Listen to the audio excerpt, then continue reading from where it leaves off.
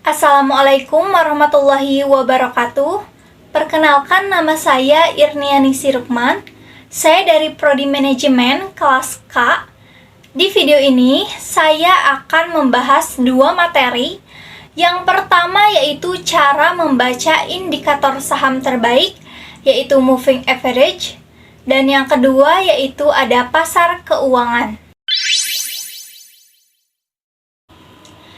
Sebelum saya membahas tentang cara menggunakan moving average, pertama-tama saya akan menjelaskan tentang definisi moving average. Moving artinya bergerak dan average artinya rata-rata. Jadi, moving average artinya nilai rata-rata yang bergerak. Untuk lebih jelasnya, moving average adalah rata-rata harga saham selama periode waktu tertentu. Ini membantu menghaluskan fluktuasi harian dan membantu Anda melihat tren yang lebih jelas. Selanjutnya, jenis-jenis moving average. Ada dua jenis utama moving average yang sering digunakan. Yang pertama yaitu simple moving average. Ini memberikan bobot yang sama pada semua data dalam periode tertentu. Jadi, jika Anda memiliki simple moving average 50 hari, itu akan menjumlahkan harga penutupan 50 hari terakhir dan membaginya dengan 50. Dan yang kedua, yaitu exponential moving average. Exponential moving average memberikan bobot lebih pada data terbaru, membuatnya lebih responsif terhadap perubahan harga yang lebih baru. Ini adalah pilihan yang baik untuk trader yang ingin melihat perubahan tren lebih awal.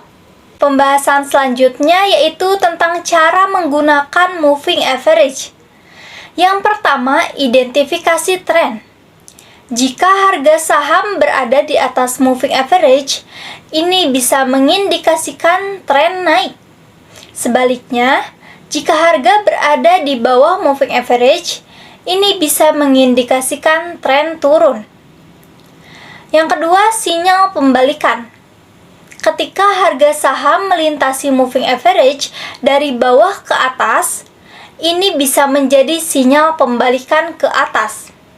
Sebaliknya, jika harga melintasi moving average dari atas ke bawah, itu bisa menjadi sinyal pembalikan ke bawah.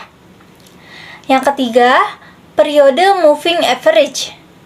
Anda bisa menyesuaikan periode moving average sesuai dengan preferensi Anda. Periode yang lebih pendek akan memberikan sinyal lebih cepat. Sedangkan periode yang lebih panjang akan memberikan gambaran tren jangka panjang. Dan yang terakhir yaitu konfirmasi dengan indikator lain.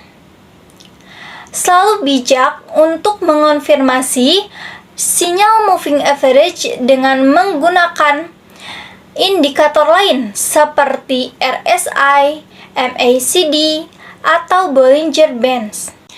Jadi, kesimpulannya, moving average adalah alat yang kuat dalam analisis teknis.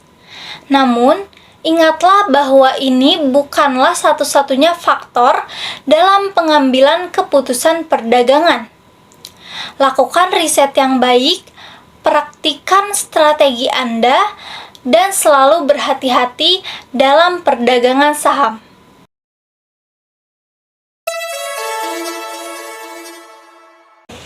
Selanjutnya, materi pasar keuangan.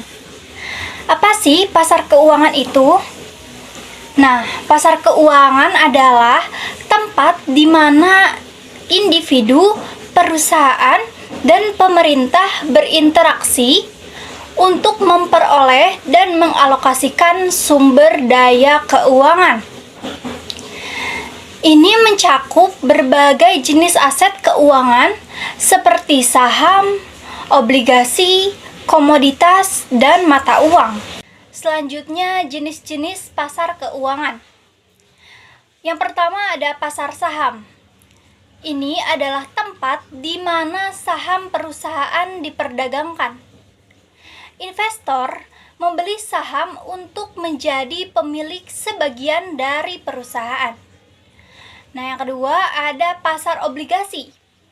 Obligasi adalah utang yang dikeluarkan oleh perusahaan atau pemerintah. Investor membeli obligasi dan menerima pembayaran bunga serta pengembalian pokok.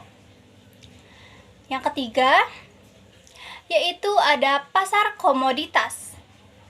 Di sini, komoditas seperti minyak, emas, dan gandum diperdagangkan. Ini adalah pasar fisik dan pasar berjangka. Dan yang terakhir ada pasar valuta asing atau forex. Pasar ini memungkinkan perdagangan mata uang asing. Ini sangat penting dalam perdagangan internasional. Selanjutnya, bagaimana sih pasar keuangan ini berfungsi?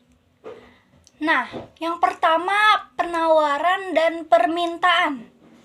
Harga aset di pasar keuangan ditentukan oleh hukum dasar penawaran dan permintaan. Yang kedua, peran intermediari keuangan. Bank, broker, dan lembaga keuangan lainnya berperan sebagai perantara yang memungkinkan perdagangan aset antara pembeli dan penjual. Selanjutnya, yang terakhir, pengaruh berita dan peristiwa. Pasar keuangan sangat dipengaruhi oleh berita ekonomi, politik, dan peristiwa global. Ini dapat mempengaruhi harga aset secara signifikan. Selanjutnya, peran utama dalam pasar keuangan.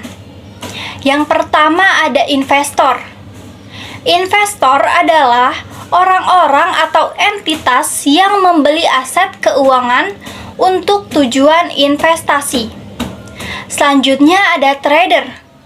Trader adalah mereka yang aktif membeli dan menjual aset untuk mendapatkan keuntungan dari perubahan harga jangka pendek. Yang ketiga yaitu ada broker. Broker adalah perusahaan atau individu yang memfasilitasi perdagangan antara investor dan pasar. Dan yang terakhir, pemerintah dan regulator. Pemerintah memiliki peran dalam mengatur pasar keuangan untuk memastikan keadilan dan stabilitas. Resiko dalam pasar keuangan. Investasi dalam pasar keuangan melibatkan resiko, termasuk resiko pasar, resiko kredit, dan resiko likuiditas. Penting untuk memahami resiko ini dan memiliki strategi manajemen resiko yang baik. Itu dia dasar-dasar pasar keuangan. Dengan pemahaman yang baik tentang pasar keuangan berfungsi, Anda dapat mengambil keputusan keuangan yang lebih bijak dan mengelola investasi Anda dengan lebih baik.